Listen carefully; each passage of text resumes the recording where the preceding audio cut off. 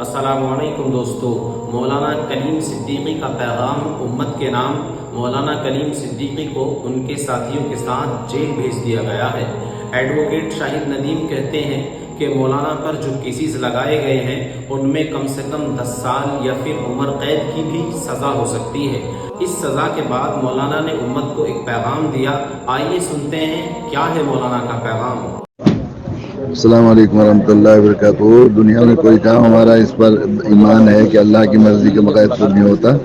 اللہ تعالیٰ جو بہت کریم ہے، رحیم ہے، ساری ماؤں کو مامتا دینے والے ہیں، ان کی طرف سے جو فیصلہ چاہے ہمیں سمجھ میں نہ آئے لیکن اس میں بہت خیر ہوتی ہے۔ اس میں بھی ابھی اس میں کچھ چیزیں ہوں گی جس کی وجہ سے اللہ تعالیٰ نے یہ دکھایا، تو بالکل مطمئن رہیے، وہ فوض امری اللہ اللہ ہے نا ہمارے، بس انشاءاللہ اس پر اللہ سے دل لگائیے اور اللہ سے دعا کرتے رہیے، انشاءاللہ اللہ تعالیٰ کو نکال دیں گے ان حالات سے۔ کچھ پریشان نہ ہوئی کوئی بھی، ہمارے گھر والے عزیزوں پیارے بچوں، بس ہم اپنے فرض کو ادا کریں، اور جو چیز حضرت تھانوی نور اللہ قدم نے لکھا ہے کہ جو چیز غیر اختیاری ہے وہ اللہ کی طرف سے ہے، جو اللہ کی طرف سے اس میں سراسر خیر ہی ہے، بس انشاءاللہ بالکل مایوس نہ ہو، نا امید نہ ہو، پریشان نہ ہو، انشاءاللہ اللہ تعالیٰ اسباب پیدا فرمائیں گے، اللہ اس میں سے اور جو اندھیرے میں سے روشنی نکالنے والے ہیں، رات میں سے دن کو نکالنے والے ہیں، انشاءاللہ سب وہ کر لیں گے، کچھ بھی نہیں ہوگا، انشاءاللہ سب ٹھیک ہو جائے گا انشاءاللہ۔ ٹھیک ہے جی، ٹھیک ہے جی۔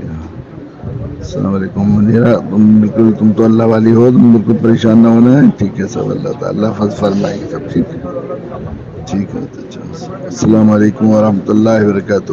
مولانا کو اللہ تبارک تعالیٰ نے کتنی خوبیوں سے نوازا ہے کہ ایسے نازک موقع پر بھی آپ صبر اور تحمل کی تلقین کر رہے ہیں۔ آپ کی گفتگو اس کا نرم و نازک لہجہ بتا رہا ہے کہ کتنے بڑے آپ داعی اسلام ہیں۔ ڈاکٹر ارشد قاسمی نے چند لائن آپ پر لکھی ہیں، ضرور سنیے، یقیناً آپ کے ایمان میں اضافہ ہوگا۔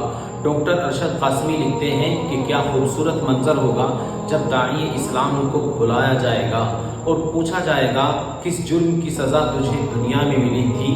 داعی اسلام کہے گا میں نے حق کی تبلیغ کی تھی، تیرے کلام اور تیرے نبی کی سنتوں کو بیان کیا تھا، تیرے نبی کی جفا کشی، ان کی قربانیاں، مصائب و آلام، تیرے نبی کا امت سے تعلق، بے قراری اور بے تابی، ان کی رحم دلی اور نرم دلی کا تذکرہ کیا تھا۔ یہ تو تیرے بندے دامن اسلام میں چلے آئے تھے، میں نے کوئی فورس، کوئی تشدد، کوئی دنیاوی لالچ نہیں دیا تھا، مگر اے میرے رب تیرے دین میں کشش ہی ایسی تھی کہ لوگ کھینچے چلے آتے تھے۔